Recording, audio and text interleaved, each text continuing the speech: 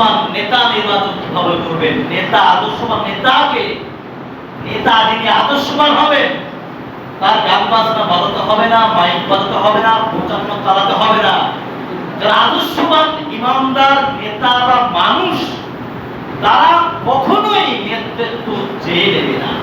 নেতৃত্ব তাদের বাইরে করে এসে পড়াতে। এটা পুরোপুরি গণতন্ত্রের মাধ্যমে এটা বাস্তবায়িত হবে না। এটা তখনই ঘটবে যখন আল খেলাফাত আলা মিনহাজুন নবুওয়াহ, নবুওয়াতের আদলে খেলাফত কায়েম হবে তখন। আর তাকওয়ার মানদণ্ডে এই নেতা নির্বাচিত হবে। এখন নেতা নির্বাচিত হচ্ছে কিভাবে? ক্ষমতার মানদণ্ডে, দাপটের মানদণ্ডে, টাকা পয়সার মানদণ্ডে। আর তাকওয়ার মানদণ্ডে নেতা নির্বাচিত হবে। সবাই বসেনি।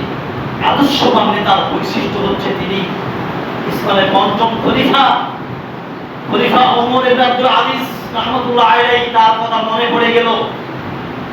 প্রতিটি মানুষের বিপরীতমুখী কিছু ব্যক্তি থাকে সমালোচনা করার জন্য।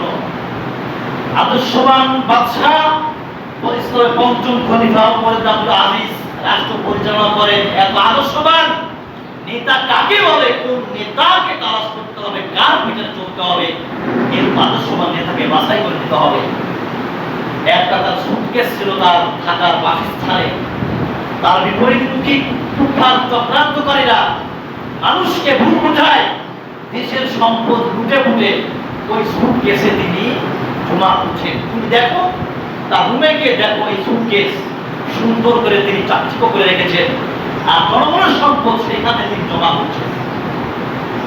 সময়ের পরিক্রমায় মানুষের বিশুদ্ধারের কারণে, বিপরীতমুখী কথা বলার কারণে, চক্রান্ত করার কারণে এটা যখন চূড়ান্ত আকার ধারণ করলো, আদর্শবান বাদশা নেতাকে অপসারণ করা হলো। তারপরে তার বাড়িতে অভিযান চালিয়ে দেখা গেল তার এই সুটকেসে তার পুরাতন জামা কাপড়গুলো তিনি রেখে দিয়েছে, এছাড়া তার সম্পদ থেকে ছিল না। এটাই হচ্ছে নেতার বৈশিষ্ট্য।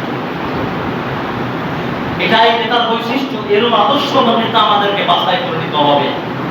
এরকম আদর্শবান পুরুষ তাকওয়াশীল নেতার ব্যাপারে যখন এলাকায় এলান করা হবে, কোন ভোটাভুটি কুফরি পদ্ধতিতে নয়, সিলেকশনের মাধ্যমে যে আপনাদের এই নেতা হতে পারেন, আপনাদের সাপোর্ট দিচ্ছেন কিনা বলেন, হ্যাঁ দেওয়া হলো, তখন নেতা হয়ে গেলে অনুসরণ প্রয়োজন হবে। তাকওয়ার মানদণ্ডে এটা পরিচালিত হবে, ধন সম্পদের দাপটের ক্ষমতার মানদণ্ডে নয়।